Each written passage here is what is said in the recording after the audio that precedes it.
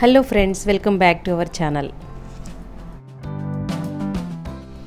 ఈరోజు అయితే మన వీడియోలో మీల్ మేకర్ అలసందకాయలతో ఒక సూపర్ టేస్టీగా ఉండే కమ్మనైన మసాలా కర్రీ. మసాలా అన్నాం దాన్ని ఘాటుగా ఏముండదండి, మేము కమ్మగానే చేస్తాను మసాలా కర్రీలు. సూపర్గా ఉంటుందన్నమాట. ఇదైతే జొన్న రొట్టెల్లోకి, చపాతీలోకి, పూరీల్లోకి, ఇంకా అన్నంలోకి కూడా చాలా చాలా బాగుంటుందన్నమాట.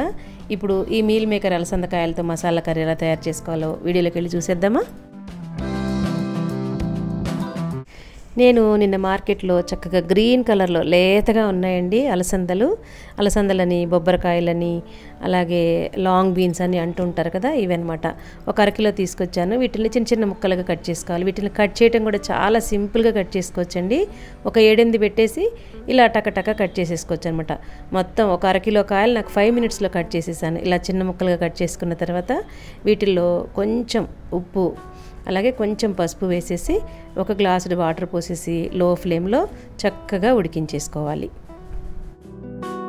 ఇలా మూత పెట్టేసుకుని మెల్లగా మధ్య మధ్యలో తీసి కలుపుకుంటూ ముక్క మెత్తపడేంత వరకు ఉడికించుకోవాలన్నమాట.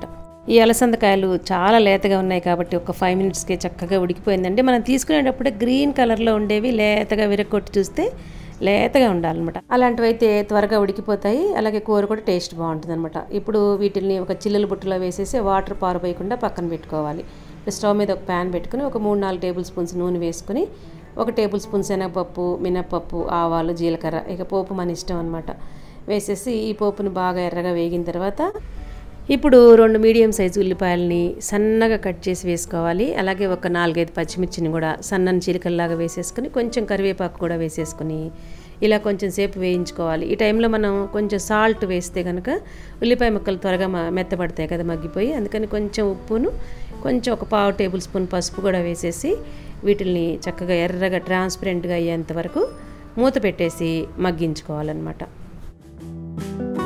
ఇప్పుడు కొంచెం కొబ్బరిని చిన్న చిన్న ముక్కలుగా, అంటే ఇగో ఇంత సైజు కొబ్బరిని, ఒక 2 ఇంచుల కొబ్బరిని, చిన్న అల్లం ముక్క, అలాగే ఒక 7-8 వెల్లుల్లి రెబ్బల్ని మెత్తగా గ్రైండ్ చేసుకోవాలి.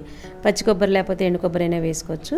పచ్చి కొబ్బరి ఉంది కాబట్టి వేస్తున్నాను అనమాట. ఇప్పుడు మూత తీసి ఒకసారి కలిపేసుకుని మనం కొబ్బరి, అల్లం, వెల్లుల్లి పేస్ట్ చేసి పెట్టుకున్నాం కదా, అది ఇప్పుడు దీనిలో కలిపేసుకోవాలి.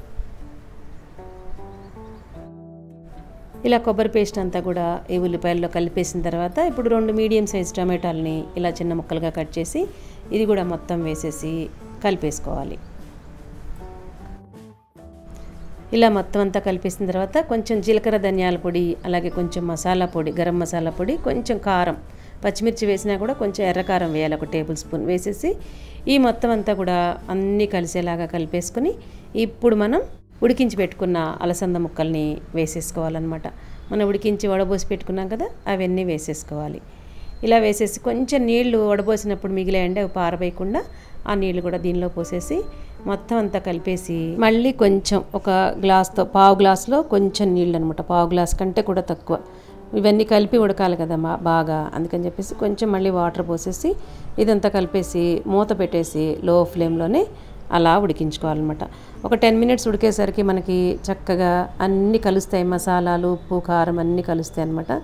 ఇంకా నీళ్ళు ఉన్నాయి కదా, ఆ నీళ్ళన్నీ కూడా ఈ కూరలో కలిసిపోయేలాగా ఉడికించుకోవాలి. చూడండి, ఇంకా కాస్త నీళ్ళు ఉన్నాయి, ఆ నీళ్ళన్నీ కూడా మనకి మగ్గిపోవాలన్నమాట, అంటే ఎగిరిపోవాలన్నమాట. ఇప్పుడు మధ్య మధ్యలో మూత తీసి కలుపుకుంటూ ఈ కూరని చక్కగా లో ఫ్లేమ్లో దగ్గరుండి ఉడికించుకోవాలి. ఇప్పుడు ఈ కూర మగ్గేలోపు మనం పక్కన ఒక చిన్న బౌల్తో చిన్న కప్పుడు మీల్ మేకర్ తీసుకున్నానండి. ఇవి చిన్నవి అనమాట, చాలా చిన్నగా ఉంటాయి. పెద్దవి కూడా ఉంటాయి, చిన్నవి కూడా ఉంటాయి. పెద్దవి అయితే కట్ చేసుకోవాల్సి వస్తుంది, చిన్నవి అయితే ఇలా డైరెక్ట్గా వేసేయచ్చు అనమాట. ఇవి కొంచెం వేడి నీళ్ళు పోసేసి ఒక్క 2-3 నిమిషాలు అనమాట అలాగ కలిపేస్తే ఇవి నానిపోతాయి, త్వరగా నానిపోతాయి చిన్నవి. వీటిని ఏంటంటే కొంచెం ఇలా మనం నీళ్ళన్నీ వంపేసుకుని గట్టిగా పిండేసి కూరలో కలిపేసుకోవటమే అనమాట. చాలా బాగుంటుందండి ఈ మీల్ మేకరు. ఈ అలసందలు కానీ, మీల్ మేకర్ బీన్స్ కానీ, చిక్కుడుకాయ బీన్స్ కానీ చాలా చాలా బాగుంటుంది మీల్ మేకర్ కాంబినేషన్లో. మనకి ఇలా రోటీస్కి, చపాతీస్కి వాటికి బాగుంటుంది అనమాట.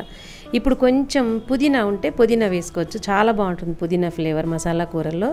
నా దగ్గర ఉందని వేస్తున్నాను, లేని వాళ్ళు ఒకే స్కిప్ చేసుకోవచ్చు.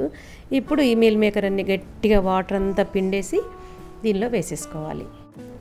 ఇలా మొత్తం అన్నీ వేసేసుకున్న తర్వాత ఈ మీల్ మేకర్ కూడా కూరలో కలిసిపోయేలాగా మొత్తం 4 వైపులా చక్కగా కలిపేసుకొని మూత పెట్టేసి ఇంకొక 5 మినిట్స్ ఈ రెండు కలిసేలాగా ఉడికించుకోవాలి. మధ్య మధ్యలో మూత తీసి చూస్తూ నీళ్ళన్నీ ఎగిరిపోయి నీళ్ళన్నీ అయిపోయినాయి అనుకున్నప్పుడు కూర చక్కగా దగ్గర పడిపోతుంది కదా, అప్పుడు కొంచెం కొత్తిమీరను కూడా వేసేసి మొత్తం అంతా కలిపేస్తే కమ్మకమ్మని మీల్ మేకర్ అలసందకాయలతో చేసిన మసాలా కూర రెడీ అయిపోయినట్టేనండి. చాలా చాలా బాగుంటుంది అనమాట. సూపర్ టేస్టీగా ఉంటుంది. అసలు మసాలాలు ఎప్పుడు తినడానికి ఇష్టపడిన వాళ్ళు కూడా ఇలా చేస్తే కమ్మకమ్మగా చక్కగా తింటారనమాట. అన్ని ఫ్లేవర్లు దీనిలో చక్కగా కలిసిపోయి కొత్తిమీరతో సహా చాలా బాగుంటుందండి. ఇది జొన్న రొట్టెల్లోకి, చపాతీల్లోకి, అలాగే అన్నంలోకి సూపర్ కాంబినేషన్ అనమాట. చాలా చాలా బాగుంటుంది. ఒక్కసారి ట్రై చేయండి మీరు కూడా. ఈ కూర తిని చూసి మీకు ఎలా కుదిరింది అనే విషయాన్ని నాకు కామెంట్స్లో తెలియచేయండి.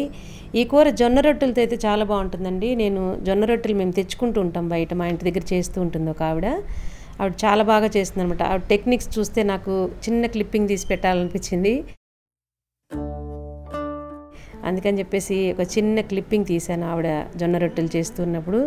చాలా బాగా చేస్తుందండి, భలే టకటకటగా చేసేస్తుంది అనమాట. మనం నుంచోబెట్టి చేసేస్తుంది. మనం హాట్ ప్యాక్ తీసుకెళ్తే దానిలో వేసి ఇచ్చేస్తుంది అనమాట. పొయ్యి మీద చేస్తుందండి.